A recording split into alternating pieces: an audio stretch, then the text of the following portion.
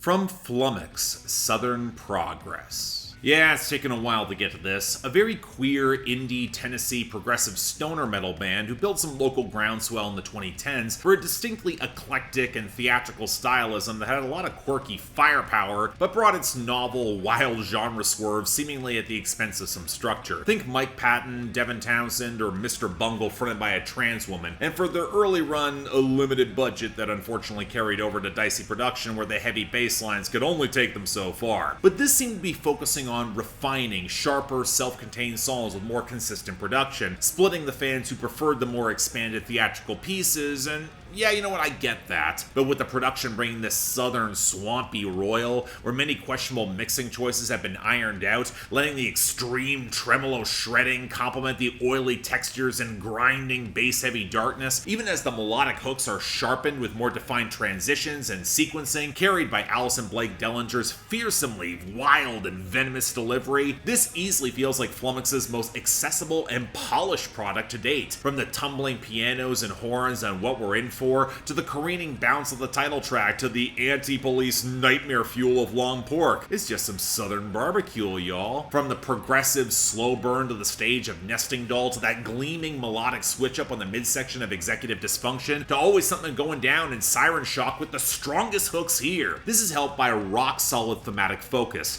enraged leftist queer energy that burns hot in the humid hellscape of the Bible Belt, where for as much as they might grapple internally with dysphoria, depression, survivor's guilt, and collective trauma, it's more fuel against a Christo-fascist administration and the goons and grifters enforcing it, where they're more aware than anyone that this sick malevolence isn't close to the society that should be happening or the gospel's being propped up, most starkly on the evangelical evisceration of the closer Coyote Gospel, where Jason Marsden of all people plays the preacher. Now, if you think the thematic arc or intentionally garish presentation aren't really treading new ground outside of the southern gothic theatricality, where the cacophonous blur of sound doesn't always flatter the strongest tunes, and the drums could afford to be a bit louder, yeah, you wouldn't be wrong. Flummox is less interested in cutting critique than hitting you in the face with a tornado on the album cover, when addressing a lot of bad ideas and outright lies that aren't worth the liberal takedown so much as a fist, but it does feel transitional to fully focusing their ambitious intensity. In short, it is easily the most I've liked Flummox to date, and while I know this isn't always for me, for its target audience, it's gonna be something special. Absolutely will be slept on this year. You're gonna want to hear it.